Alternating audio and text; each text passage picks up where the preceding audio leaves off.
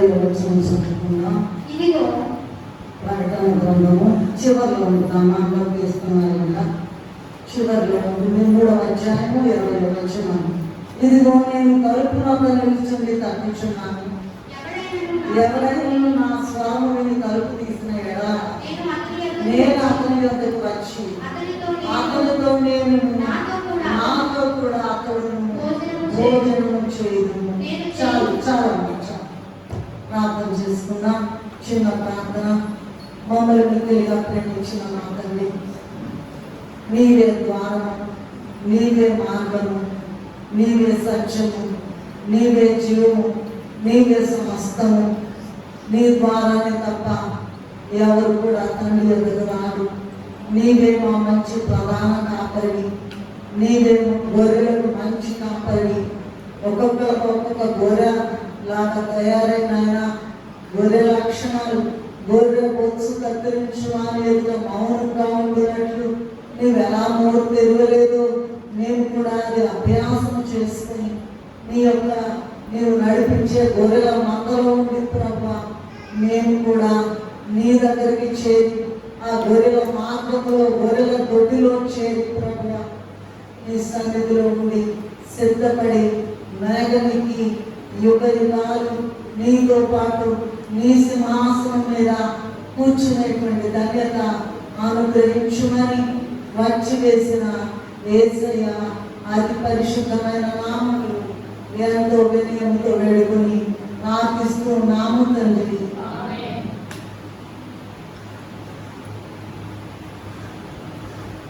చదువుకున్నాం కదా ప్రకటన 3:20. నేను ఒక ఇంట్రడక్షన్ చెప్తాను, తర్వాత మనం వాక్యంలోకి వెళ్దాము. ఒక్క వచనం మాత్రమే ధ్యానం చేసుకుందాం. ఇదిగో నేను తలుపు వద్ద నిలిచి తట్టుచున్నాను. ఎవరైనా నా స్వరము తలుపు తీసిన ఎడల నేను అతని యొద్దకు వచ్చి అతనితో నేను నాతో కూడా అతడును భోజనం చేయదుము. 21వ వచనం కూడా ఉంది, కానీ అది ఇప్పుడు ధ్యానం చేయటంలా. దాని బహుమానము నేను జయించిన తండ్రితో కూడా ఆయన సింహాసనం కూర్చుని ఉన్న ప్రకారం జయించు వారిని నాతో కూడా నా సింహాసనంలో కూర్చోడానికి ఇచ్చాను. జాగ్రత్తగా ఉందాం. ప్రకటన గ్రంథం గురించి ఎక్కడ కూడా మనకి పెద్దగా కనబడదు. ఆయన కూడా ప్రభు ఇచ్చిన సహాయము, మన బైబిల్ మిషన్ స్థాపించిన దేవదాసయ్య గారు రాసినటువంటి వ్యాఖ్యాన గ్రంథాల్లో ఉన్నటువంటి కొద్ది విషయాలు ధ్యానం చేసుకోవడానికి ప్రభు ఈ మధ్యాహ్న కాలంలో మనకి ఇచ్చిన అవకాశాన్ని బట్టి ధ్యానించుకుందాం. బైబిల్లో ఉన్నటువంటి 66 పుస్తకాలలో చిట్ట చివరి పుస్తకం ఏంటమ్మా చెప్పండి అందరూ? ప్రకటన గ్రంథం. ఈ ప్రకటన గ్రంథాన్ని క్రీస్తు ప్రభు శిష్యుల్లో ఒకరైన యోహాను గారు రాశారు. దీనిలోని సంగతులట చదువువాడు ధన్యుడట, వినువాడు ధన్యుడట, గైకొనువాడు కూడా ధన్యుడని రాయబడి ఉన్నది. బైబిల్లో పాత నిబంధనలో 39 పుస్తకాలు ఉన్నాయి, క్రొత్త నిబంధనలో 27 పుస్తకాలు ఉన్నాయి. మొత్తం ఎన్ని పుస్తకాలు? 66 పుస్తకాలు. 66 పుస్తకాల యొక్క సారాంశం మొత్తం కూడా ఈ ఒక్క అధ్యాయంలోనే ఇమిడి ఉన్నది. అందుకే చాలా భయం, అందరికీ చాలా భయపడతారు. ప్రకటన చెప్పాలంటే అమ్మో ఎంతో ప్రమాదం వచ్చేస్తుంది, చనిపోతారు అని కూడా చాలా ఉన్నాయి. ఆ తండ్రి గారు దేవరసయ్య అవన్నీ కొట్టి పారేసి ఏం చెప్పారంటే చదువువాడు, వినువాడు, గైకొనువాడు ధన్యుడు అని రాశారు. సరే, దీంట్లో ఎన్ని మాటలు ఉన్నాయి చెప్పాలి. చూడండి, మీరు జరిగిన దాంట్లో ఈ గ్రంథంలో ఎన్ని అక్షరాలు ఉన్నాయి ఏంటమ్మా? ఒక్కరు చెప్పరా? ఎన్ని అక్షరాలు? మరేంటి, ఏం చెప్పరేంటి? అక్కడ చూస్తా ఉన్నా. సరే, అంటే ఏంటో చెప్తాను. నేను రాసుకునే వాళ్ళు కొంచెం స్పీడ్గా వెళ్తాను. మా అమ్మాయి వచ్చి చెల్లి కొద్దిగా తొందరగా ముగించాలి, సాఫ్ట్వేర్ ఏదో ఇబ్బంది వచ్చిందని చెప్తున్నాను, కానీ నేను కొంచెం స్పీడ్గా వెళ్తాను, క్షమించాను. అంటే ప్రత్యక్షత కలిగిన గ్రంథము, ప్రత్యేకమైన గ్రంథము, ప్రధానమైన గ్రంథము. ఇది ప్రకటించవలసిన గ్రంథం మాత్రమే కానీ దాచవలసిన గ్రంథము కాదు. అలాగే ఇది ప్రపంచమంతటికి కూడా నోటీసు బాల వంటి గ్రంథము. ఇది ప్రా అంటే అర్థం. కా అంటే పిల్లలు దయచేసి తెరవరు. కా అంటే కనికరం చూపించే గ్రంథము, ప్రతివారి హృదయాన్ని కదిలించే గ్రంథము, బహు కఠినమైన గ్రంథము, కలవరపరిచే గ్రంథము, కడవరి శిక్ష తెలియజేసే గ్రంథము, కన్నులు తెప్పించే గ్రంథము, కన్నీరు తుడిచే గ్రంథము, కడవరి తీర్పు గల గ్రంథము. రా అయిపోయింది, కా అయిపోయింది. తా దగ్గరికి వచ్చింది. తా అంటే అయ్యగారు ఏం రాశారంటే టర్నింగులు గల గ్రంథము అన్నారు. టర్నింగ్ అంటే కర్వ్స్ అంటారు కదా, కర్వులు అంటారు.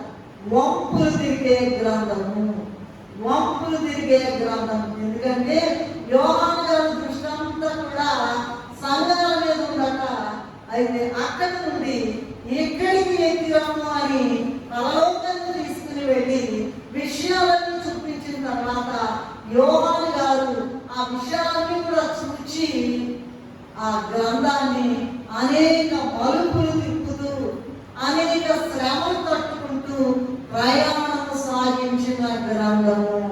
అందుకనే తా అంటే టర్నింగ్, ఇలా వంపులు తిరుగుతూ వెళ్ళినటువంటి గ్రంథం. మరి ఇప్పుడు యోహాను గారిని ఎలాగైనా సరే, అందరికన్నా చిన్నవాడు యోహాను గారు శిష్యులందరూ. అందుకని యేసు ప్రభు రొమ్మున ఆనుకుని ఉన్నవాడని కొన్ని చోట్ల రాయబడి ఉన్నది. అక్కడ ఏంటంటే మరంతా ఈయన అన్ని రకాల ట్రై చేశారంట చంపాలని, యేసు ప్రభు సువార్త చెప్పకూడదని. కానీ మరి ఏం చేశారంటే చనిపోలేదు, ఆయన మరణించలేదు. అందుకని తీసుకెళ్ళి ఎక్కడ పడేశారు? మధ్యధరా సముద్రం దగ్గర ఉన్న పద్మాసు దీపం దగ్గర పడేశారు. ఏది ఈయనంట చంపాలని సలసల కాలిపోయేటువంటి పెద్ద నూనె, పెద్ద బాండి తీసుకొచ్చి ఆ రాజుగారు బాండినంట ఎట్లాగా మరిగించారంటే పొంగు వచ్చేటట్టుగా. మనము ఏమైనా తిండి పదార్థాలు తిరుమంటాలు వండితే కాగిందా నూనె కాగిందా అనుకుంటాం కదా, అలాగూ సలసల పొంగేటువంటి నూనెలో యోహాను గారిని ఎలాగైనా నల్లగా నల్లిలాగా మాడిపోతాడని పడేశారంట. అయితే మన దేవుడి యొక్క శక్తి వివరించడానికి నాకు చేత, ఎవరికి కూడా చేస్తారు, భూలోకంలో ఎవరికి కూడా చేస్తారు. అయితే దేవదాసయ్య గారు పరలోకం వెళ్ళి ప్రభు చెప్పగా విని ప్రభు పంపగా వచ్చి పరలోక విషయాలు తెలియజేశారు కనుక రాశారు. సరసరా కాగే నూనెలో యోహాను గారిని పడేస్తే ఆయన చక్కగా రంగు వచ్చాడంట, మంచి ఫేషియల్ చేయించుకున్నట్టుగా అంత మంచి రంగు వచ్చిందంట. అంతేకాదు అక్కడ మధ్యధరా సముద్రంలో సముద్రపు హోరు తప్ప ఎవరు కూడా లేరు, ఒక సముద్రపు హోరే వినబడుతూ ఉన్నది. అట్లా ఉండి ఒంటరిగా ఉండి ప్రభువు చెప్పగా మాటలు విని వ్రాసినటువంటి గ్రంథమే ప్రకటన గ్రంథము. సో ఇప్పుడు ఎన్ని మాటలు అయిపోయినాయి? అయిపోయింది. చివరి నా ప్రకటన మొత్తం చెప్పారు కదా. 65 పుస్తకాల యొక్క సారాంశము ఇందులోనే ఉన్నది. సరే, నా అంటే ఏంటంటే నమ్మి తీరాలి, నమ్మకపోతే శిక్ష అని చెప్పే గ్రంథం, నమ్మకంలో గలవారిని నడిపించే గ్రంథం, నమ్మని వారి గతి చూపించే గ్రంథం, సజీవుల యొక్క నిర్జీవుల యొక్క ఇరుగు చూపించే గ్రంథము. అందుకని ఈ గ్రంథాన్నట ప్రతి వారు కూడా చదవాలట. చదివిన తర్వాత ఇది నోట్ చేసుకుంటామా, చదివి అవతల బాధపడతారు. ప్రతి వారు ఈ ప్రకటన గ్రంథాన్ని చదవాలి, చదివిన తర్వాత ప్రకటించాలి. ఏమా ప్రకటిస్తారా? చదువుతారా? ప్రకటిస్తారా? ఖచ్చితంగా. ఎందుకంటే అందరూ భయపడతారు ఈ ప్రకటన గ్రంథాన్ని చదవాలంటే, చెప్పాలంటే. ఎందుకంటే అట్టి వారికి సహాయం చేయడానికంట ఎవరైతే ప్రకటన గ్రంథాన్ని చదువుతున్నారో ఎవరైతే ప్రకటన గ్రంథాన్ని ప్రకటిస్తున్నారో వారికి సహాయం చేయడానికి ప్రభువే పరలోకము నుండి దిగి వచ్చి స్వయముగా సహాయం చేస్తారట. ఈవేళ నేను కూడా 2 మాటలు చెప్పడానికి ప్రభు యొక్క సహాయం అర్థించుకొని చెప్తూ ఉన్నాను. కనుక ప్రతి వారు చదవాలి, ప్రతి వారు ప్రకటించాలి. దిగి వచ్చే ప్రభు యొక్క సహాయం అందుకుని మరి ఈ ప్రకటన గ్రంథాన్ని ప్రకటించాలి, చదవాలి, ప్రకటించవలసి. సరే, ఇప్పుడు ఎలాగండి ఈ ప్రకటన గ్రంథ సమయం ఎప్పుడు వచ్చింది, ఎప్పుడు జరిగింది అంటే అపోస్తల కార్యం 2వ అధ్యాయంలో అపోస్తలైన వారు పేతురు గారు మరి ప్రసంగం చేసిన తర్వాత పరిశుద్ధాత్మ కుమ్మరింపు దినం వచ్చిందండి. మరి మనం కూడా పరిశుద్ధాత్మ కూటాల్లో ఉన్నాం. పరిశుద్ధాత్మ కుమ్మరింపు దినం అన్నాడంట క్రైస్తవ సంఘము పుట్టినరోజు, ద బర్త్డే ఆఫ్ క్రిస్టియానిటీ. మనకి రేపు 5వ తారీఖున 26 ప్రారంభించాం. రోజు జరిగించుకుంటున్నాం. చాలా మంది వస్తున్నారు, దీవెన పొందుతున్నారు. కనుక రేపు వచ్చిన ఆదివారం పరిశుద్ధాత్మ పండుగ, పెంతెకోస్తు పండుగ జరుపుకుంటాం. సరే, ఇప్పుడు ఆ పరిశుద్ధాత్మ కుమ్మరింపు దినము నాడు క్రైస్తవ సంఘం ప్రారంభమైంది కదా. అప్పటి నుండి ప్రభు 2వ రాకడకు వరకు ఉన్న మధ్యకాలమే క్రైస్తవ సంఘం. మొట్టమొదట ప్రారంభించిన దగ్గర నుంచి 2వ రాకడ వరకు పరిశుద్ధాత్మ ఎప్పుడైతే నేను మిమ్మల్ని అనాథగా విడును, మీ యొక్కకు వస్తును, ఆదరణకర్తను మీ దగ్గరికి పంపిస్తాను అనే రోజు దగ్గర నుంచి 2వ రాకడ వరకు ఉన్న కాలంలో మధ్యకాలాన్ని క్రైస్తవ సంఘ కాలం అంటారు. దీన్ని 7 సంఘాలుగా విభాగించారు. మీకు తెలుసు కదా, ఎఫెసు, స్ముర్న, పెర్గము, థుయతైరా, తర్వాత సార్దీసు, ఫిలదెల్ఫియా, లవోదికయ. తెలుసు కదా, ఎఫెసు, స్ముర్న, అలాగే పెర్గము, థుయతైరా, సార్దీసు, ఫిలదెల్ఫియా, లవోదికయ. ఈ సంఘ కాలాలు క్రీస్తు శకం దగ్గర నుంచి ప్రభు ఏడి అన్నమాట, after the death of Christ. అక్కడి నుంచి కాలాలను విభాగించి ఎఫెసు సంఘమేమో రాసుకునే వారి కొరకు స్పీడ్ గా చెప్తున్నా. ఎఫెసు సంఘమేమో క్రీస్తు శకము 1వ సంవత్సరం నుంచి 170 వరకు, స్ముర్న ఏమో 170 నుండి 312 వరకు, పెర్గము సంఘమేమో 312 నుండి 600 వరకు, థుయతైరా ఏమో 606 నుండి 1520 వరకు, సార్దీసు సంఘమేమో 1520 నుండి 1720 వరకు, ఫిలదెల్ఫియా సంఘము 1720 నుండి 1900 సంవత్సరం వరకు, లవోదికయ చిట్ట చివరి సంఘము 1900 సంవత్సరంలో ప్రారంభమై క్రీస్తు ప్రభు రాకడ వరకు కొనసాగుతుంది. ఇవన్నీ కలిపి అంతా ఒకటే సంఘమని, త్వరగా రానున్న యేసు అనే పాట ఒకటే సంఘం, మొత్తం కలిపి సార్వత్రిక సంఘము అంటారు. ఈ 7 సంఘాలు ఒకటే. ఇప్పుడు 6 సంఘాలు అయిపోయినాయి. 6 సంఘాల కాలం అయిపోయినట్టే 1900కి 6 సంఘాలు అయిపోయినాయి. ఇప్పుడు ఎంత 2022, 2000 అయిపోయింది. 2022 సంవత్సరంలో ఉన్నాం. ఇప్పుడు ఈ సంఘ 6 సంఘ కాలం అయిపోయినాయి. 7వ సంఘ కాలం జరుగుతుంది. అంటే లవోదికయ ఈ కాలంలోనే ప్రభు వచ్చి సంఘాన్ని తీసుకుని వెళ్తారట. అదే గుర్తులన్నీ నెరవేరిపోయినాయి. రాకడకు సిద్ధపడవలసిన సమయం టైం. సరే, ఇప్పుడు నేను ప్రకటన గ్రంథం అనేది చెప్పాను కదా. ఇప్పుడు మరొకసారి వాక్యం చదువుతున్నాను. చదవమ సౌజన్య. ఇదిగో నేను తలుపునొద్దని చుట్టి తక్కుచున్నాను. ఎవరైనా నా స్వరం విని దీన్ని తలుపు తీసిన యెడల నేను అతని యొద్దకు వచ్చి అతని గుణమయ్యను, అతడు భోజనము చేయుదును అని అన్నారు. మరి ఈ తలుపు అనేది 2 చోట్ల వచ్చింది. తలుపు అంటే అర్థం ఏంటంటే హృదయము. ఏంటమ్మా? ప్రతి హృదయం ఉందా లేదా చూసినట్టు ఉందా? హృదయం లేదా బతకడా? ఎవరు బతకరు, హృదయం గుండె. కనుక ఈ తలుపు అంటే హృదయము. దీనికి ఈ హృదయం అనేది ఒక నాణ్యం లాంటిదని.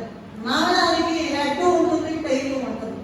ఒకవైపు ఏమో మత్తయి సువార్త 5వ అధ్యాయం 8వ వచనంలో ఏముందంటే హృదయ శుద్ధి గలవారు ధన్యులు అని అన్నది. అంటే హృదయ శుద్ధి ఉంటేనే దేవుడిని చూస్తామన్నమాట, లేక లేదు. కనపడడం మాట్లాడు. భోష్మయ్య గారు విజయవాడ ఏం చెప్తారంటే, నాకు భయంకరమైన ఆయన ఆయాసము అన్ని ఉండేవి పాపం. అయితే ఏం చెప్పేవారంటే, భోష్మయ్య గారు దేవదాసయ్య గారి దగ్గర ఉన్నారు కదా, నాకు భయంకరమైన ఇబ్బంది ఎప్పుడు వస్తుందో అప్పుడు దేవదత్త నా చుట్టూ ఉండేవాళ్ళని ఎప్పుడు చెప్పేవాడు. శ్రమలోని హృదయ శుద్ధి గలవారు ధన్యులు, శుద్ధిగా ఉండేవాళ్ళే దేవుడు చూస్తారు. అవతల పక్క నాణ్యము, యువతల పక్క ఏంటంటే ఇర్మియా గ్రంథం 17వ అధ్యాయం 9వ వచనంలో హృదయం అన్నిటికంటే మోసకరమైనది, అది ఘోరమైన వ్యాధి కలిగి దానిని గ్రహింపగలవాడు. ఇక్కడ ఏం చెప్తున్నారంటే, ఇదిగో నేను వస్తున్నాను, తలుపు తడుతున్నాను, ఎవరైనా నా స్వరం మీద తలుపు తీస్తే వచ్చి ఇద్దరం కలిసి భోజనం చేస్తాను. మత్తయి సువార్త 7:8లో ఒక తలుపు తడుతున్నాను చూడండి, చదువుతారా? త్వరగా చదివే వాళ్ళు నాకు సహాయం చేయండి. మత్తయి సువార్త 7:8లో వెరీ గుడ్.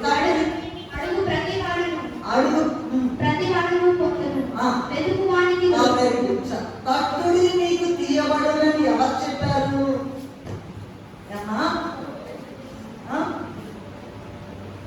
తలుపుల విషయం మాట్లాడుకుంటున్నాం లేదా ద్వారాల విషయం మాట్లాడుతున్నాం. చాలా ద్వారాలు ఉన్నాయి, చాలా తలుపులు ఉన్నాయి. మనం పాట పాడుకుంటాం, పరలోక పట్టణం 12 గుమ్మములు అనుకుంటాం.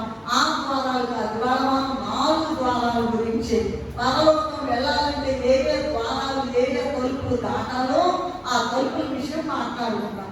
ఇక్కడ ఈ 3:20లో నేను తలుపు వద్ద నిలుచుండి తట్టుచున్నాను అని చెప్పారు కదా. 7:8 మత్తయి సువార్తలో ఏముందంటే, ఇదిగో అమ్మాయి నువ్వు తట్టు, నేను తీస్తా అన్నా. ఏం చెప్పారు చూడండి, ఉండాలి కరెక్ట్ అని నేను చెప్పే మాట. తట్టండి, తట్టుడి మీకు తీయబడును అన్నారు. మీరు తట్టండి, నేను తీస్తా. మీరు తట్టండి, నేను తీస్తా. ఇక్కడ 3:20లో ఏం చెప్తున్నారంటే, నేను తాడుతున్నాను, మీరు జస్ట్ ఆపరేషన్. నేను తాడుతున్నాను, మీరు తీయండి అని చెప్తూ ప్రకటన గ్రంథం 3వ అధ్యాయంలో 20వ వచనంలో చెప్పబడి ఉంది.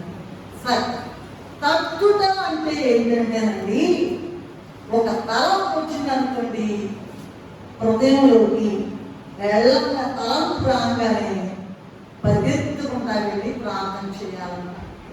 ఏంటంటే ఇప్పుడు దాన్ని తలుపు తట్టుట అంటారు. కొడతాం కదండి తలుపుని, పరిగెత్తకుండా ఏం చేయాలంటండి తట్టుట. తలంపు అంటే ఏంటి? ప్రార్థన. ప్రార్థన. ఎవరైనా నా స్వరము విని తలుపు తీసిన ఎడల నేను అతని వద్దకు వచ్చి నాతో కూడా అతను, నేను అతనితో భోజనం చేస్తాము అంటున్నాను. ఫర్ ఎగ్జాంపుల్, ఒక ముఖ్యమైనటువంటి ఫోన్ వచ్చింది అనుకోండి, మనకి ఏదో పెద్ద ప్రమోషన్ ఇస్తున్నాం, మీకు పెద్ద బంగారం గొలుసిస్తున్నామని చెప్పారు అనుకోండి, వెళ్తారా? ఎవరో ఫోన్ మనం చూసుకోలేదు, చాలా బిజీగా ఉన్నాము, ఆ ఫోన్ అయిపోయినాక వెళ్ళిన వాళ్ళందరూ తెచ్చుకున్నారు, అరే అరే ఫోన్ నేను ఎత్తలేకపోయాను, నాకు తెలియదని ఎంత బాధపడతామో. అలాగే ప్రభు యొక్క తలుపు తట్టినప్పుడు, అంటే హృదయంలో తలంపు రాగానే వెంటనే సన్నిధికి వెళ్ళి, గదిలోకి వెళ్ళి ప్రార్థన చేయాలట. అదే తలుపు తట్టు. మనము ముఖ్యమైన ఫోన్ వచ్చినప్పుడు ఎత్తకుండా ఎంత నష్టపోతామో, ఈ తలంపు వచ్చినప్పుడు కూడా ప్రభు తలుపు నిలుచుండి తట్టుచున్నారని ప్రభు తట్టుచున్నప్పుడు మనము గదిలోకి వెళ్ళి ప్రార్థన చేయకపోతే అంతకన్నా ఎక్కువ నష్టం వస్తుంది అనేటువంటిది అర్థం కావడానికి ఇదే తలుపు తట్టు అని చెప్పడానికి చెప్పాను. ఓకే, ఇప్పుడు ఈ తలుపు తట్టు ఎలా ఉంటుంది జాగ్రత్తగా వినండి. ఎట్లా ఉంటుందండి? ప్రభు తలుపు తడుతుంటే ఎట్లా తెలుస్తుంది మనకి అంటే 3 రకాలుగా తలుపు తడతారట ప్రభు. నంబర్ 1, మనస్సాక్షి ద్వారా తలుపు తడతారట. మనస్సాక్షి అంటే ఏంటి? యేసు ప్రభు గొప్ప దేవుడు అంట, అద్భుతాలు చేస్తాడంట, చచ్చిపోయిన వాళ్ళు లేపుతాడంట, ఉద్యోగాలు ఆపదిస్తాడంట, పెళ్లి చేస్తాడంట, పిల్లలు ఇస్తాడంట, ఎంతమంది డాక్టర్లు కుదరకుండా కూడా బాగు చేస్తాడంట అని విన్నామనుకో ఆ తలంపు వారికి ఎత్తుకుంటా రావాలి యేసయ్య సన్నిధికి. అదే మనస్సాక్షి ద్వారా తలుపు కట్టుట. రెండవది వాక్యము ద్వారా. ఇప్పుడు మనం చేస్తుంది అదే మాట. వాక్యం వింటున్నాం కదా, వాక్యం వింటున్నాము, ఇక్కడ వెళ్తున్నాము, ఈ చెవులో విన్నది ఆ చెవుకి వెళ్తున్నాం, వీటికి వస్తుంది, వీటి వెళ్ళిపోతాం, ఏం వినే పని లేదు, అందరూ వైపు చూడటం. అలా కాదండి, తలుపు తట్టడం అంటే ప్రభు ఇప్పుడు మీ తలుపు తట్టడం. నాకు కూడా చెప్తున్నారు, నేనేదో కదా వేరలేకడానికి వీల్లేదండి, నాకు కూడా తలుపు తట్టే, నేను కూడా మీకు చెప్పే అంతగా అమ్మ నాకంటే ఎట్లాగా పౌలు గారు మాట్లాడతారు. అందరికీ కూడా నేను చెప్పి నేను నరకానికి వెళ్తాను, నన్ను నరకొట్టుకుంటున్నాను అని చెప్పారు. కనుక మనస్సాక్షి ద్వారా తలుపు తట్టారట, వాక్యం ద్వారా తలుపు తట్టారట, మూడవది స్వరము ద్వారా తలుపు తడతారట. స్వరమంతా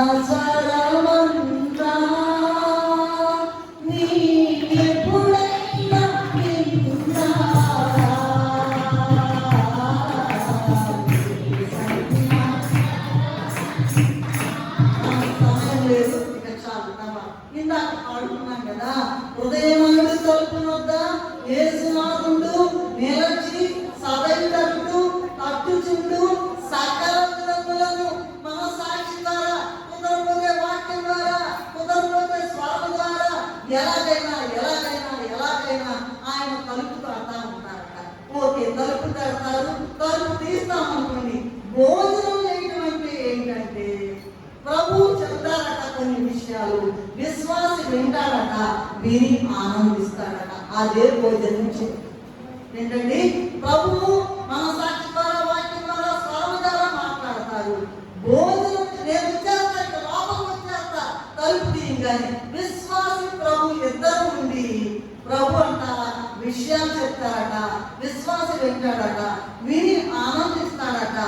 ఇదిగో ఈ విషయాలకి ఉదాహరణగా 2 ఉదాహరణలు దేవదాసయ్య రాయలేదు కానీ ఆ విషయం 2 ఉదాహరణలు నేను చెప్తామనుకున్నా.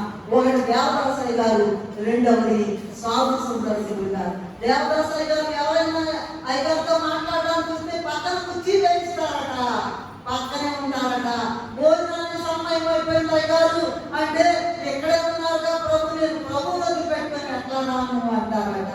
అది మర్యాద కాదయ్యా అంటారట. అంటే మనం ఒక్కొక్క దేవదాసయ్య గారు అవ్వాలి. అవుతామో లేదో ప్రార్థన ద్వారా ఇవన్నీ కూడా సాధించుకోవచ్చు. అలాగే మరి సాధు సుందర్ సింగ్ గారి విషయము, ప్రభు పాద సన్నిధి ఒక పుస్తకం రాశారు. అక్కడ ఒక బండ ఉంటుందంట, బండ మీదంట ఎప్పుడు బండ దగ్గర మోకరించి ప్రార్థన చేసుకుంటారంట సాధు సుందర్ సింగ్ గారు. ఒక రోజు అంట ప్రభు వచ్చారంట ప్రార్థన చేసుకుంటారు. రాగానే ప్రార్థన చేసుకుంటే వెంటనే సాధు సుందర్ సింగ్ గారంట ప్రభు వచ్చారు కదా, లేచి నిలబడ్డారు.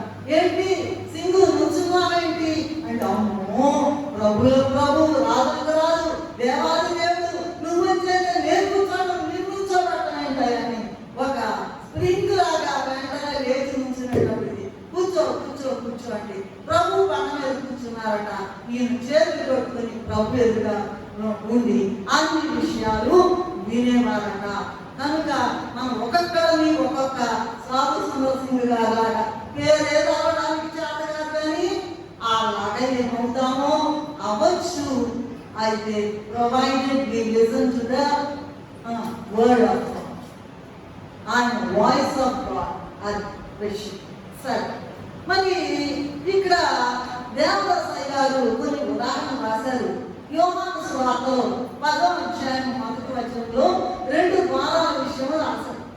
ఏంటంటే ఒకటేమో గొర్రెల గుంపులోకి వెళ్ళేదట, రెండవది వేరొక మార్గం అట.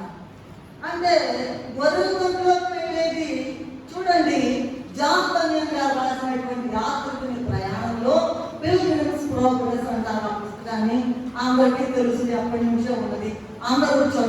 ఉన్నారు కనుక ఈ జాన్ బెన్యామిన్ గారు రాసినటువంటి యాత్రికుని ప్రయాణంలో ఆయన రాసిన విషయం ఏంటంటే, ఆయన వెళ్తూ ఉన్నాడట క్రీస్తు ప్రభు దగ్గరికి. గొర్రెల మార్గంలో, గొర్రెల తొట్టిలో వెళ్తూ ఉన్నాడట. ఎక్కడికమ్మా? నరకంగా, పరలోకంగా? మాట్లాడలేదు. పరలోకానికా, నరకానికా? Very good. పరలోకానికి క్రైస్తవుడు ప్రయాణం చేస్తూ ఉన్నాడు. అదే యాత్రికుని ప్రయాణము అన్నారు. సరే, ఆయన ప్రయాణం చేస్తూ చేస్తూ దంబాపురం అనే ఊరిలోకి వచ్చాడు. దంబాపురం దాని పేరు. ఎందుకంటే ఎక్కడ చూసినా పడాయి, ఒళ్ళంతా పడాయి, దంబమే ఉన్నాయి లేదు. అక్కడికి వచ్చేటప్పటికి ఈ ద్వారంలో నుంచి అంటున్నాడంట. ఇది ఇక్కడ చూడండి, ఆ గోడ నుంచి ఒకడు, ఇటు గోడ నుంచి ఒకడు, ఇద్దరు వచ్చారు. అవతల గోడ నుంచి, ఆ పక్క గోడ నుంచి ఒకడు, ఈ అవతల గోడ నుంచి ఒకడు వచ్చాడంట. వాళ్ళ పేరు ఏంటో తెలుసా? వాళ్ళ పేర్లు ఒకరి పేరేమో మరి వేషధారి అట. నేను వెళ్తాను, నేను అయిస్తాను, నేను ఇస్తాను, దశ భాగాలు మొత్తం ఇస్తాను, ఐదు చేస్తాను, ఇది చేస్తాను, ఒక ఆధారం కూడా మాను, పాట పాట మొత్తం కూడా అంత వేషధారనే. సోందరి పరిచయం జ్ఞాపకం చేసుకొని అవన్నీ నేను చూపించడానికి నాకు సమయం లేదు. ఇదిగో ఆయన ఈ దేశంలో, ఈ దేశంలో కోతలు పోసాడు, డంబం అన్నమాట. కోతలు పోసాడు సోందరి. ఆకాశం వైపు కన్నులు ఎత్తుటకైనను నాకు ధైర్యం చాలలేదయ్యా, పాపినైనా నన్ను కరుణించుము. అతని ప్రార్థన అంగీకరించబడింది.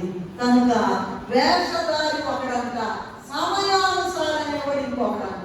అటు పక్క నుంచి వేషధారి వచ్చాడంట, ఇటు పక్క నుంచి సమయానుసారం వచ్చాడంట. వాళ్ళు ప్రయాణిస్తున్నారంట, కానీ యాత్రికులతో నడవలేకపోతూ ఉన్నారు.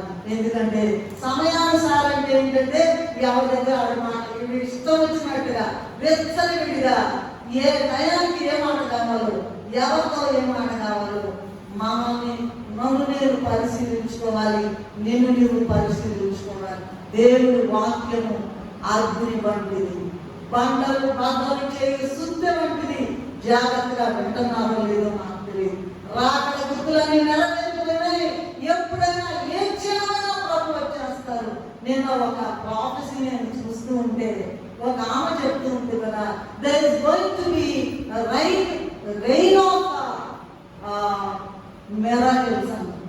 వర్షం వచ్చేస్తుందంట. ఎవరైతే పొందుకుంటారో, ఏ సంఘం వాళ్ళైతే పొందుకుంటారో, ఏ వ్యక్తి అయితే పొందుకుంటారో, అద్భుతాల వర్షము కురవబోతుంది. That is going to be a rain of miracles అంటున్నారు. అది తెలుసుకోవడానికే ఈ దినము మరి ప్రకటన గ్రంథం యొక్క వాక్యం ప్రభు మనకి ఇచ్చారని అనుకుంటూ ఉన్నారు. కనుక వేషధారంగా ఉంటే, సమయానుసారిగా ఉంటే మనం పరలోక రాజ్యము చేయాలి. ఎందుకంటే 2వ తిమోథీయులకు రాసిన పత్రిక 3వ అధ్యాయం 5వ వచనంలో ఏమిటంటే, పైకి భక్తి గలవారు వలె ఉండి దాని శక్తిని ఆశ్రయించని వారుగా ఉంటారు. ఏంటమ్మా రెడీగా? పైకి భక్తి గలవారు వలె ఉంటారంట. అప్పుడు ఎంత భక్తో, ఎంత భక్తో, ఎంత భక్తి. దాని శక్తి లేదు లేదు లేదు. అలా ఉన్నారంట. ఈ సమయానుసారము వేషధారి. వాళ్ళ యొక్క మార్గము దొంగల ద్వారము. కేవలం క్రైస్తవుడు ప్రయాణం చేసే ద్వారము. యాత్రికుని ప్రయాణంలో రాశారు కదా, పరలోకానికి చేరే మార్గం. కనుక మొట్టమొదటి ఈ ద్వారాలు, పరలోకానికి చేరే ద్వారాలు ఏమిటో ఈ దినం 4 ద్వారాలు మాత్రమే నేను చకచక చెప్పేస్తాను. జాగ్రత్తగా వినండి. మనస్సుని ఆ గల్లి వాకండి, ఆ గల్లి వాకండి. సైతాన్ని దొంగిలించడం ఈ వాకండి. జాగ్రత్తగా మీ చెవులు రిగ్గించి వినండి. 4 ద్వారాలు పరలోకానికి వెళ్ళాలండి. నంబర్ 1 మారు మనస్సు అనే ద్వారం. ఏంటండి? మారు మనస్సు అనే ద్వారం. అందరూ చెప్పాలని తర్వాత అడుగుతారు సమయం. మారు మనస్సు అనే ద్వారంలో ప్రవేశించాలి పరలోకంలో చేరాలంటే. ఎందుకంటే మత్తయి సువార్త 3వ అధ్యాయం 2వ వచనంలో మారు మనస్సు పొందండి అని వ్రాయబడి ఉన్నది. 3వ అధ్యాయంలో మీరు చదవనక్కర్లా, చూసుకోండి తర్వాత. అక్కడ ఏంటంటే మారు మనస్సు పొందండి అని చెప్పారు. ఈ ప్రపంచం నుండి చాలా మంది పరిపాలించారు. అష్షూరీయులు పరిపాలించారు, బబులోను సామ్రాజ్యాన్ని నెబుకద్నెజరు పరిపాలించాడు, గ్రీకులు పరిపాలించారు, రోమీలు పరిపాలించారు, బ్రిటిష్ వారు పరిపాలించారు. కానీ ఆ పాలకులందరూ కూడా మారు మనసు పొందండి అయ్యా అని ఎవరు చెప్పాలి. నువ్వు మారు మనసు పొందితేనే నీకు సిటిజన్షిప్ ఇస్తానని ఎవరు చెప్పలేదు.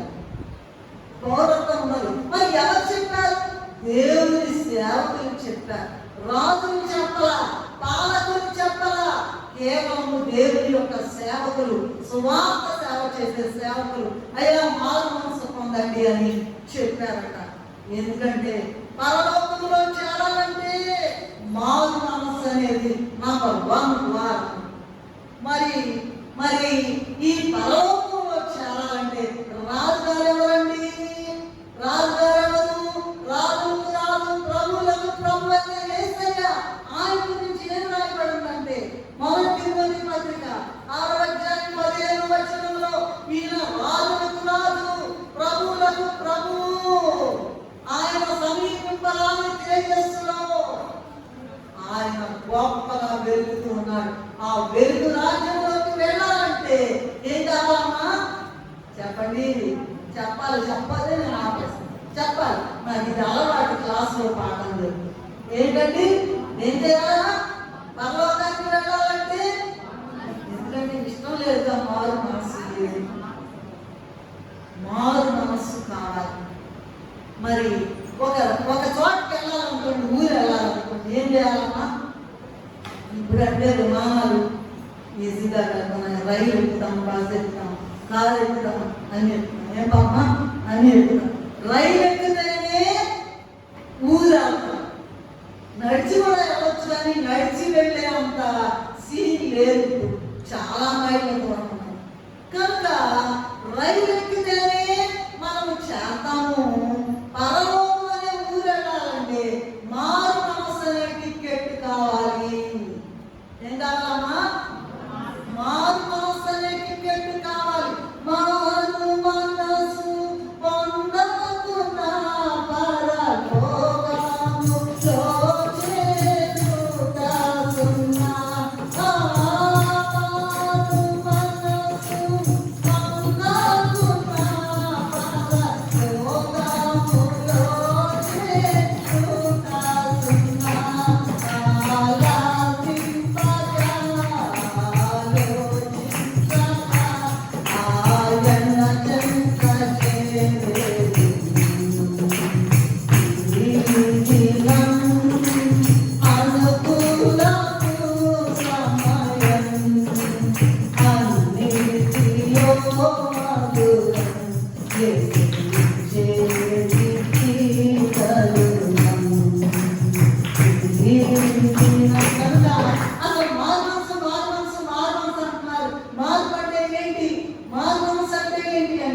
ప్రతి పాపాన్ని వద్దు అనుకోవాలి.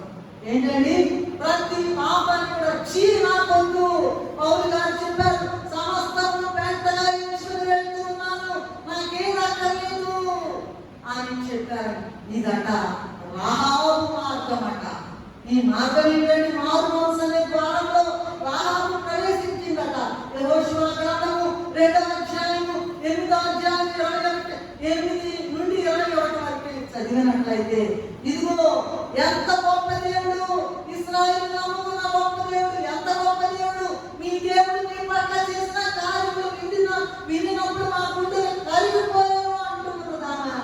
వేరు వారిని దాచిపెట్టింది, కొగతాళం పెట్టింది, వేశ్యావృత్తి మానివేసింది. ఆమె వేశ్యావృత్తి ఇమ్మీడియట్ గా మానివేసింది. పాపాన్ని వదిలిపెట్టాల. అందుకే దేవదాసయ్య గారు సామెతల గ్రంథంలో 28వ అధ్యాయం 13వ వచనంలో ఏముందంటే అతిక్రమములను దాచిపెట్టి వాడు వర్ధిల్లడు. అమ్మా, అతిక్రమములను దాచిపెట్టువాడు వర్ధిల్లడు అని చెప్పు. వెంటనే వేశ్యావృత్తిని ఇచ్చి అని ఉమ్మేసి వచ్చేసిందంట. మారు మనసు అనే వారు 5-6 ఏళ్ళు రాశారంటే మారు మనసు పొంది దేవుని మాట వినకుండా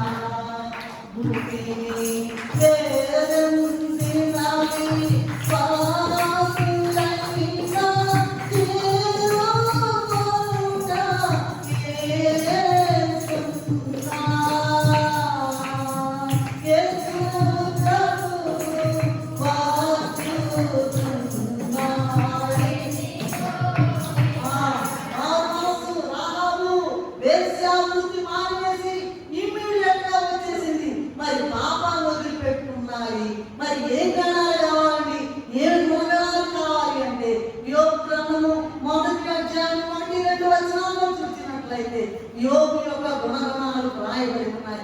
యథార్థవంతుడు, న్యాయవంతుడు, దేవుని ఎడల భయభక్తులు గలవాడు, చెడుతనము విసర్జించిన వాడు. ఇవి రావాలండి మోక్షానికి. అదే పాపాన్ని వద్దు అనుకోవడం. ఆ తర్వాత ఇంకొక ఆయన కూడా ఉన్నాడు, చెడుతనాన్ని విడిచిపెట్టిన ఆయన. లూకాసు వార్త 15వ అధ్యాయం 17 నుండి 24 వరకు చూసినట్లయితే తప్పిపోయిన కుమారుడు ఆస్తంతా తీసుకుని వెళ్ళిపోయాడు. ఇష్టం వచ్చినట్టు ఖర్చు పెట్టుకున్నాడు, పందులు కొట్టు తింటున్నాడు. చాలా భయంకరమైన దుర్భరమైన బ్రతుకు. ఆ పందులు కొట్టు కూడా అది దొరకట్లేదట, ఏడ్చాడట. అయ్యో, నా తండ్రి దగ్గర అనేక మంది పని వాళ్ళు ఉన్నారు, నేను కూడా వెళ్ళి ఒక కుమారుడిగా కాక నేను నీ సేవకుల్లో ఒకరిగా ఉంటాను అనుకున్నాడు. అయితే తండ్రి అది అలక్ష్యలేదు. ఆయన ప్రేమ శాశ్వతమైన ప్రేమ. అంత దూరంలో ఉండగానే పరిగెత్తుకొని వెళ్ళిపోయి ఆ కుమారుడట పందుతో తిరిగాడట. అయినా ప్రేమ తగ్గలేదు. స్నానం చేయలేదు, దుమ్ము కొట్టుకుని మెడ మీద పెట్టి అమాంత ముద్దు పెట్టుకున్నాడు. ఉంగరం పెట్టాడు, స్నానం చేయించాడు, ఉంగరం పెట్టాడు, చెప్పులు తొలగించాడు, గొప్ప విందు చేయించాడు. ఎందుకంటే అతడట బుద్ధి వచ్చినప్పుడట తప్పిపోయిన కుమారుడట నేను నా తండ్రి అతడు వెళ్తాను అని అనుకున్నాడట. నంబర్ 1 అయ్యగారు మాకి తండ్రి అతడు వెళ్తాను అని నిర్ణయమే అనుకున్నాడట. నంబర్ 1 అనుకోలేను. రెండవది ఆ మాట మీద అనుకున్నాడట. ఆ మాట మీద ఆనుకున్నాడట. మూడవది ఆ పని చేయడానికి పూనుకున్నాడట. నాలుగవది అంతకుముందు అలవాటు పడిన దుష్ట స్నేహాన్ని మానుకున్నాడట. అయ్యగారికి గొప్ప కవి అని పేరు. ఆ కవిగారు రాసిన మాటలు అనుకున్నాడట. బుద్ధి వచ్చినప్పుడు అనుకున్నాడట. ఆ మాట మీద ఆనుకున్నాడట. ఆ పని చేయడానికి పూనుకున్నాడట. అంతకుముందు ఉన్న దుష్ట స్నేహం, అలవాటు పడిన దుష్ట స్నేహాన్ని మానుకున్నాడట అని రాశారు. కనుక మారు మనసు ఉన్నలాగానే ఉండబడకండి. మార్పు రావాలి. పరిగెత్తుకొని ప్రభు సన్నిధికి రండి. చూడండి రాయాలనుకోండి, ఇరుబట్ట టకమని మాగ్నెట్ అట్రాక్ట్ చేసింది కదండి, బంగారాన్ని లాగదు. అలాగే పాపాన్ని వద్దు అనుకుంటే, లోకాన్ని వద్దు అనుకుంటే, నిజంగా మారు మనసు కలిగి ఉంటే లోకము నేను లాగదు, లోకము నేనేమి కూడా చేయలేదు. అందుకని మారు మనసు కలిగి ఆ మారు మనసు అనేటువంటి ప్రయాణంలో పరలోకం వైపు దృష్టి సారించి మారు మనసు అనే ద్వారంలో పయనించాలి. నంబర్ 1. నంబర్ 2 రహస్య ద్వారం. ఏంటండి రహస్య ద్వారము? అయితే కదా, ఏకాంత స్థలము కోరుము, దేవుని ప్రార్థింప, ఏకాంత స్థలము చేరుము, ఏకాంత స్థలము చేరి మోకాళ్ళ మీద ఉంది లోకాశలన్నీ రాకుండా చూసుకున్నది అని రాశారు. ఇంకొక పాట ఏంటంటే లోకాస్తులంతా నీ చూచుంటా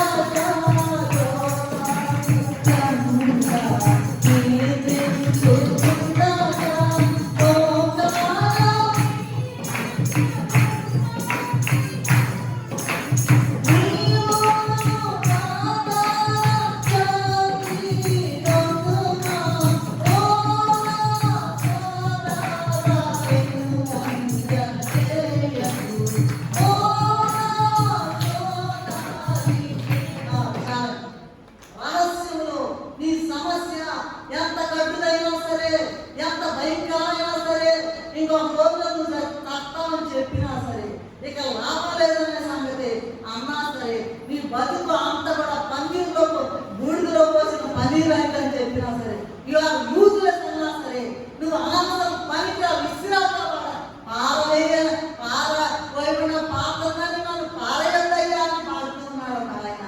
కనుక ఇదిగో మరి ఏమైనా సరే యేసు ప్రభు మార్గము, రహస్య ద్వారము. అందరూ నిద్రపోతున్నారంట, వెళ్ళిపోయి మోకాళ్ళ మీద ప్రార్థించు రాత్రి గడిపినాను చూడండి. అలాగే దేవదాసయ్య గారు కూడా సూది కొండకు వెళ్ళి రాజమండ్రి దగ్గర ఇదిగో అందరిని పండుగ పెట్టి వెళ్ళిపోయి అయ్యో ఏసై ఎలాగని ఆయన 90 ఏళ్ళ ముదుసరి 100 సంవత్సరాల ప్రాయంలో తల కిందకు పెట్టి కాళ్ళు పైకి పెట్టి రాత్రంతా కూడా ప్రార్థన చేసి అసలు మనం ఊహించగలమా? పరలోకంలో ఉన్న వరాలని పొందుకున్నారు. మనకి అన్నా బుద్ధి వచ్చిందేమో ఆలోచించండి. అది మరి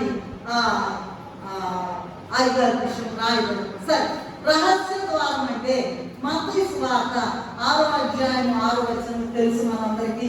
నీవు ప్రార్థించినప్పుడు గదిలోనికి వెళ్ళి తలుపు వేసి రహస్యమును చూసి నీ తండ్రికి ప్రార్థన చేయము, అప్పుడు రహస్యమును చూసి నీ తండ్రి నీకు వెరీ గుడ్. మరి అంటండి రహస్య ద్వారం అంటే ఏంటంటే గది తలుపు మూయాలంట. ముందు రూమ్ తలుపు మూయాల, రెండవది మది తలుపు మూయాల, మనసు తలుపు మూయాల, మూడవది హృది తలుపు బిగించాలి. గది తలుపు మూయాలి, మది తలుపు మూయాలి, మనసు చక్కలన్నీ వస్తుంటాయి, అది మూసేయాలంట. హృది తలుపు కూడా, హృదయం యొక్క తలుపు కూడా ఉంది, అవి మూయాలి. సామెతల గ్రంథంలో అందరంట మరి గది తలుపు వెళ్తున్నారంట, కానీ మది తలుపు హృది తలుపు వేరే. హృది అంటే హృదయం. సామెతల గ్రంథంలో ఏముందంటే 16:32లో పట్టణంలో పట్టుకున్న వారి కంటే తన మనస్సును స్వాధీనపరుచుకునేవాడు ఎక్కడికి ఐగారు చెప్తారు. హైదరాబాద్ ఎలా వస్తుంది, విజయవాడ వస్తుంది, పొన్నూరు ఎలా వస్తుంది, రీసెంట్ రోడ్ ఎలా వస్తుంది, రాధప్రజాలు ఎలా, నువ్వు ఇక్కడే ఉంటావు, వెళ్ళిపోతుంది. అది అలా కాదు. మది తలుపు మూయాలి, హృది తలుపు, గది తలుపు మూయాలి, మది తలుపు మూయాలి, హృది తలుపు కూడా మూసేయాలి. ఇక్కడ పరమగీత గ్రంథంలో 3వ అధ్యాయం 1వ వచనంలో పెళ్లి కుమార్తె ప్రభు కోసం వెతుకుతూ ఉన్నాడు. పెళ్లి కుమార్తె వరకు వెతుకుతూ ఉన్నదట. ఏమిటంటే ఎక్కడ కనపడతాడా అని ప్రభు అక్కడ చదువుకొని తర్వాత అక్కడ రాత్రి వేళ పరుడి ఇంటి వెతికి అని ఉంటదండి. మీరు చూసుకోండి. తర్వాత 3వ అధ్యాయం 1-2 వచనాలు చదువుకోండి. రాత్రి వేళ అంటే చీకటి బ్రతుకులో నుండి ప్రభువుని వెతికిందంట, ప్రభు కనపడలేదు. రెండవది పండుగను వెతికిందంట. కొంతమంది పండుగ ప్రార్థన మంచిదేనండి ధ్యానంలో ఉంటే. పండుగను వెతికిందంట. పండుగ అంటే స్వామతంలో ఉండి ప్రభువుని వెతికిందంట. మూడవది అక్కడ కనపడలేదు, పట్నం దగ్గరికి వెతికిందంట. పట్నం అంటే అంత బడాయి డంబం, అబ్బో వాళ్ళు ఎట్టున్నారు, వాళ్ళు అట్టున్నారు, వీళ్ళు ఎట్టున్నారు, వాళ్ళు అక్కడి నుంచి వచ్చారు, వీళ్ళు ఎక్కడి నుంచి వచ్చారు, అదే డంబంలో వెతికిందంట, కనపడలేదు. సంత వీధిలో వెతికిందంట. దగా అన్నమాట, నోరు మురించేస్తారన్నమాట, అబద్ధాన్ని కూడా నిజం చేసేస్తారన్నమాట. కనుక వెతికిందంట, ప్రభు కనపడలేదు. ఆ తర్వాత రాజవీధిలో వెతికిందంట. అంటే రాజవీధి గర్వం అండి, అతిశయము, ఇవన్నీ పెట్టుకుని ప్రభువుని వెతికితే కనపడదు. రహస్యంగా వెతకాలి ప్రభువుని. ఈ బ్రతుకులో ఈ స్థలాల్లో పెళ్లి కుమార్తె ప్రభు కొరకు, పెళ్లి కుమారుడి కొరకు వెతికినా కూడా కనపడలేదు. సరే ఏం చేద్దాం? రాత్రి వేళ వెతికాము, కుదరలేదు. మరి పండుగను వెతికాము, పట్టణంలో వెతికాము, సంత వీధిలో వెతికాము, రాజవీధిలో వెతికాము, కనపడలేదని ఏం చేసిందట? సేవకుల దగ్గరికి వెళ్ళింది. ఎక్కడికి వెళ్ళిందండి? సేవకులు, బోధకుల దగ్గరికి వెళ్ళిందంట. చిట్ట చివరి వాళ్ళు అడిగిందంట, అయ్యా నా ప్రాణప్రియుడు చూసారా, ఎక్కడ కనపడ్డాడా నా ప్రాణప్రియుడు అని అడిగిందంట. వాళ్ళంట ఒక్క మాట కూడా నోరు తెరవలేదు. అయ్యగారు రాశారు ఈ మాట, ఒక్క మాట కూడా మీరు కావాలంటే పరమగీత గ్రంథం అయ్యగారు యొక్క వ్యాఖ్యాన గ్రంథంలో చూసుకోండి. ఇంటికి వెళ్ళి 3వ అధ్యాయం 1వ వచనంలో ఉంటుంది ఇక్కడ ఆ వ్యాఖ్యానం. ఏంటంటే మరంట, అయ్యా మీరు చూసారయ్యా, అయ్యగారు మీరేమో చూసారా, అమ్మగారు మీరేమో, వాళ్ళు నోరు తెరవలేదంట. ఎందుకంటే చూసామమ్మా మేము ప్రాణప్రియుడు అంటే అని చెప్పారు అనుకోండి, ఎట్లా ఉన్నాడు అని అడుగుద్దంట. చూడలేదు కదా, చూసామని ఎట్లా చెప్పమని మెదడుతున్నారు. రెండవది చూడలేదా అని చెప్పామనుకోండి, మీరేం బాగుండాలి, సంఘాన్ని నడిపిస్తున్నారే, ఏం చేస్తున్నారు, ఏం నడిపిస్తున్నారు, ఏం ప్రార్థన చేస్తున్నారు, ఏం ఉపసంగా ఎలా ఆత్మను సంపాదిస్తున్నారు అని విపరీతంగా జాడించిందని చూడలేదన్నారంట. అంటే ఏంటి? ప్రభుని చూడని వారు, మాట్లాడని వారు ఇలాంటి వాళ్ళు తిరుగుడు గుంపు అని రాశారు. నన్ను క్షమించండి అయ్యగారు మాట ఏంటండి? తిరుగుడు గుంపు అంట. అందరూ సేవకులే, అందరూ సంఘాలే. ఒక ఇంట్లో ఫోటో పెట్టి మాకు ఎక్కడ సంఘం పేరు రాసేస్తారు. 100 సంఘాలు ఉన్నాయి అంటారు. అది కాదండి, అది కాదు. ప్రభు కాపాడాడు, నాతో మాట్లాడాడు, ఈ మాట చెప్పాడు, ఈ వర్తమానం అందించాడని నిలబడి దిగబగా గుండెల మీద చేయేస్తుంది. చెప్పినగా చెప్పగలిగిన వాడు పోతాడే కానీ ఇష్టం వచ్చినట్టుగా చూశాము ఆయన మాటలు చెప్పకూడదు, మా కాపాడాడు అని చెప్పకూడదు. వీళ్ళందరినీ వదిలిపెట్టుకుని వెళ్ళిన తర్వాత రహస్యంలో ఏడుస్తూ వెతుకుతూ ఉంటాడ. అప్పుడు కనపడ్డాడంట ప్రాణప్రియుడు. ఆయన విడిచిపెట్టలేదంట. తన ఇంటికి తీసుకొని వెళ్ళిందంట. ఇల్లు అంటే ఒళ్ళు, ఒళ్ళు అంటే శరీరము, శరీరంలో గది ఉంది, అదే హృదయము.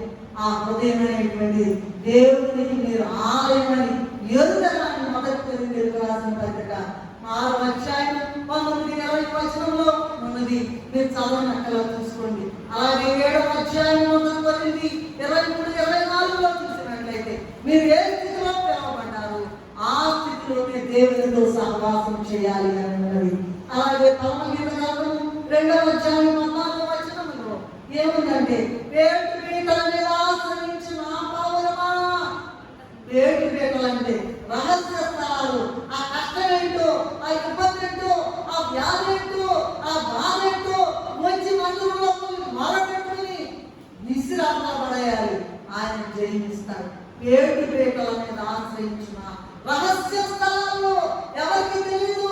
పొద్దు నుంచి సాయంత్రం దాకా కన్నీరే. అది రహస్యం అందు చూసే తండ్రి మీకు జవాబిస్తాడు. అలాగే మరి మత్తయి సువార్త 11వ అధ్యాయం 28-29 వచనంలో 9 వచనాల్లో ఏముందంటే, ఇదిగో నా దగ్గరికి రండి, ప్రయాసపడి భారం మోసుకొని సమస్త పనివారులారా, నా యొద్దకు రండి, నేను మీకు విశ్రాంతి. 29లో ఏమంటారంటే, నా కాడి ఎత్తుకోండి, అది సులువుగా ఉన్నది. నా కాడి ఎత్తుకోండి, నేను కూడా మీతో పాటు నాకు ప్రార్థన చేయండి, నన్ను దించుకోండి, యాకోబు దించుకున్నట్లుగా. ఆ కాడి కంటండి, ఈ కాడి ఎత్తుకోవడం అంటారు కదా, 2 ఎత్తులు ఉంటాయి కదా. ఆ 2 ఎత్తుల్లో ఒక కాడేమో ప్రభు మాట్లాడుతూ ఒక పక్క ప్రభు పట్టుకుంటాడంట, ఒక పక్క విశ్వాసం పట్టుకుంటాడు. ఆ శ్రమ వచ్చినప్పుడట తట్టుకోలేని స్థితిలో అంట ప్రభు అంట విశ్వాసం ఎత్తుకుని ప్రభు ఒక్కడే నడుస్తారు. అది అప్పుడు సులువైపోదు. నువ్వు ఇంట్లోనే కూర్చొని ఇలాగనుకుని ప్రార్థన లేకుండా అదని ఇదే అనుకున్నావు, నీ రాము నీతోనే ఎన్నో ఏర్పడుతుంది, ఇక ప్రమాదంలో పడిపోతావు. అలా కాదు, నా కాడి ఎత్తుకుని నాతో నడవండి. ఒక పక్క ప్రభు, మరొకటి విశ్వాసి. అప్పుడు నువ్వు మోసే మోత వరకు పేరుతుంది. ఆ తర్వాత ట్రైనింగ్ ప్రారంభమవుతుందంట. ఏంటా ట్రైనింగ్? లూకా సువార్త 10వ అధ్యాయం 39 నుండి చదివినట్లయితే, 39 నుండి 42 వరకు చదివినట్లయితే ఇక్కడ ఒక ఉందండి, మరియమ్మ యేసు పాదముల యొద్ద కూర్చోవడం నేర్చుకుంది. మాతగారేమో పరిచర్య, రాజగారేమో సేవకుడు. అయితే మరియమ్మ యేసు పాదముల యొద్ద కూర్చుంది. అవసరమైనది నంబర్ 1, ఉత్తమమైనది నంబర్ 2, శాశ్వతమైనది నంబర్ 3. సంపాది ఎవరు కొట్టువేలే రామ దగ్గర. లోకీయులకు రాసిన పత్రిక 8:38 ఏదైనా రామను జీవమైనను చావైనను ఎద్దను లోకము రామమైన మొత్తం క్రీస్తు ప్రేమను వల్ల ఏది ఎడబాపలేదని రూఢిగా నమ్ముచున్నానని రాయబడి ఉన్నది. కనుక ఇదిగో అవసరమైనది, ఉత్తమమైనది, శాశ్వతమైనది సంపాదించుకుంది. ఆది అండి రహస్య ద్వారం అంటే అదండి. మరి భక్తుడైన పౌలు గారు గలతీయులకు రాసిన పత్రిక 1వ అధ్యాయం 16వ వచనంలో ఏం రాశారంటే, మనుష్య మాత్రులతో నేను సంప్రదించలేదు. చూడండి, అనగా ఒక్కడే అరేబియా సముద్రం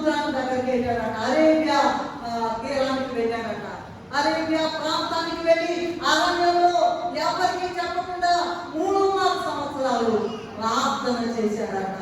అందుకే ఒక మాట అన్నాడంటే, అతిశయించట నా పని కాదు కానీ నాకు ఇష్టం లేదు, వాళ్ళందరికన్నా నేను ఎక్కువ సేవ చేశాను, శిష్యులందరికన్నా కూడా నేను ఎక్కువ ప్రయాసపడ్డానని పౌలు గారు చెప్తూ ఉన్నారు.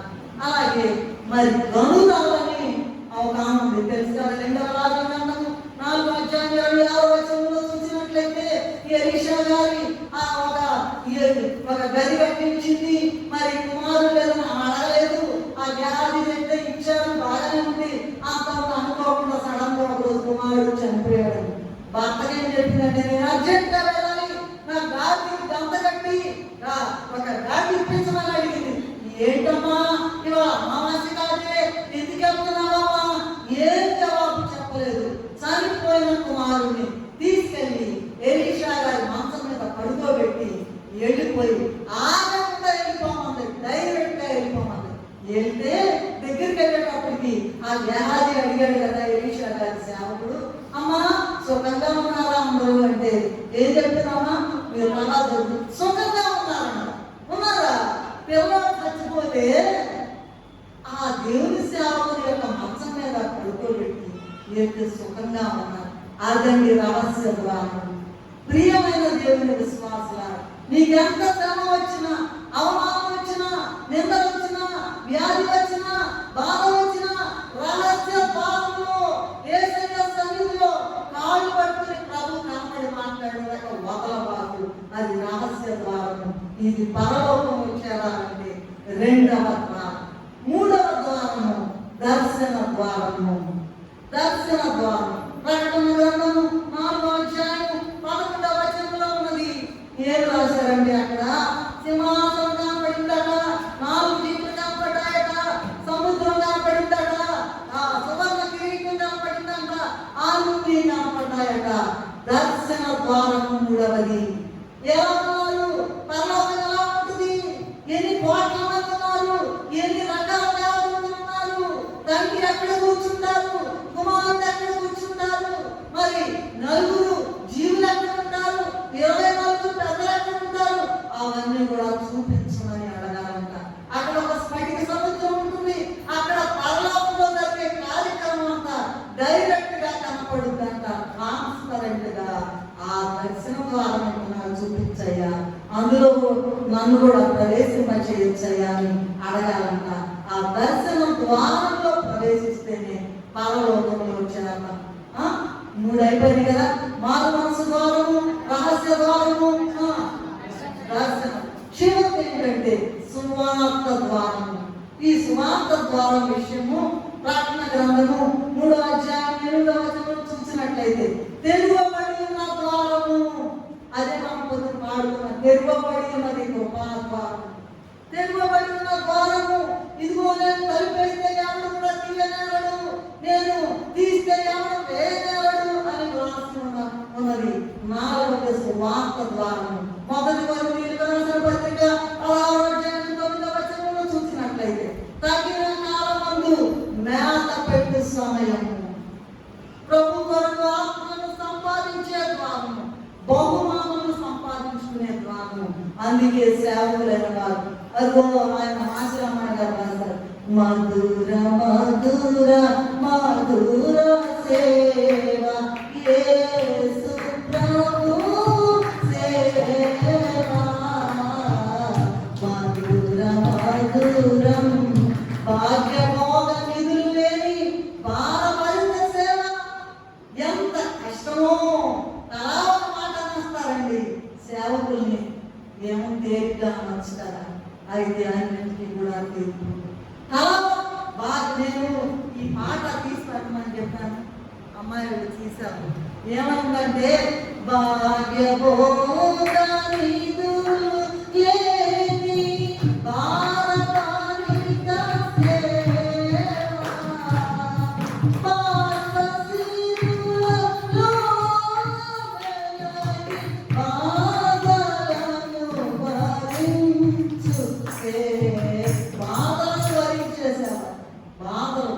స్వార్థ సేవ చేయాలంటే ఎలా లేతే సేవలు, సిలువ మూర్తి కృప చాట సిగ్గుపడని సేవ,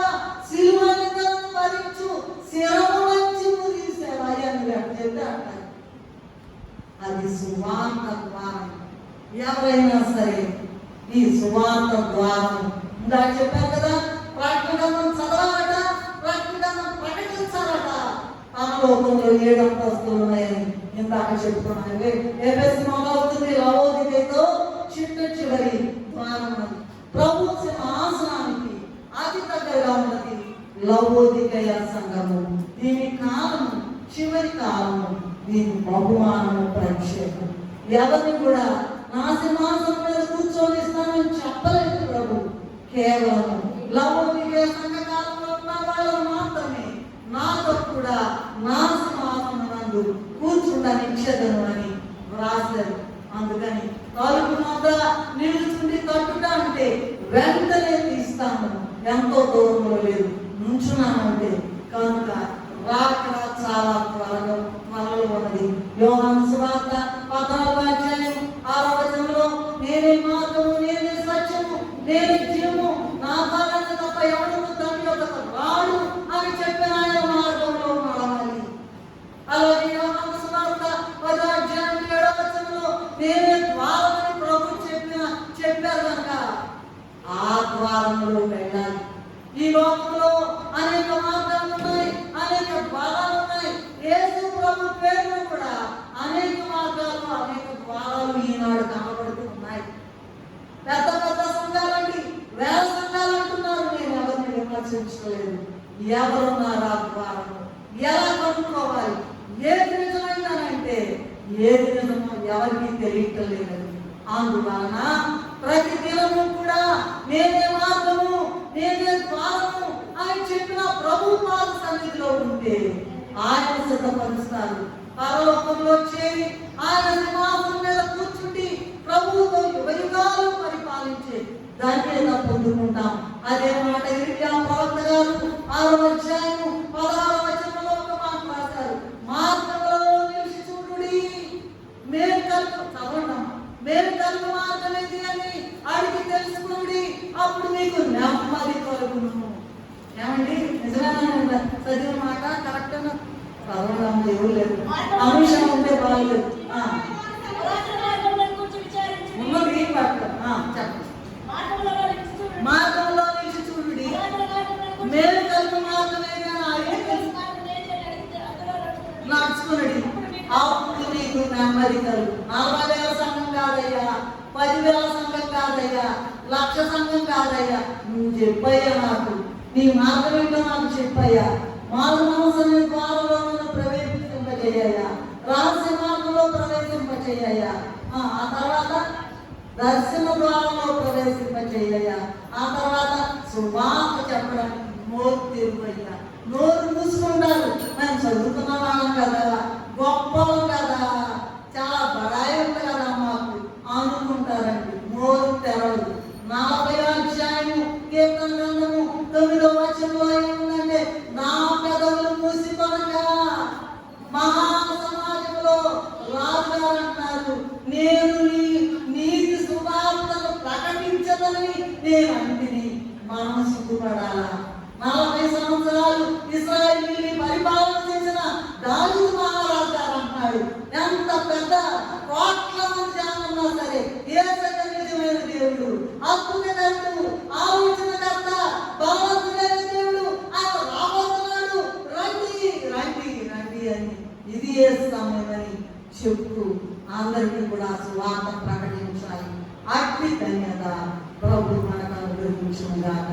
ప్రేమ కలిగిన తల్లి, దయగల దేవా, మీకు నమస్కారం. ఏమిచ్చి నేను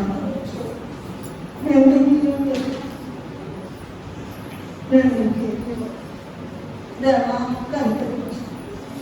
ఎంత గొప్ప విషయాలు మాకు బోధిస్తూ తెలివి తక్కువ నేను అందరికన్నా తెలివి తక్కువ అయినా నేను మా తల్లి గారిని ఆయన మీరే చెప్పి మా తల్లి గారితో రాయించిన విషయాలు ఏదో తెలిసి తెలియక ఏదో తప్పులుంటే క్షమించి ఈ సువార్త విన్న వారందరూ కూడా అయ్యా 4 ద్వారాల్లో ప్రవేశించి లవోదికయ బహుమానాన్ని పొంది వస్తున్న నేను ఎదుర్కొని మహామహిమలో పాల్గొని యుగ యుగాలు నీతో నాయన నివసించే ధన్యత పరిపాలించే ధన్యత దయచేయమని వచ్చి వేసిన యేసయ్య అతి పరిశుద్ధ నామములో స్తుతించి వేడుకుంటున్నాము తండ్రి. ఆమేన్.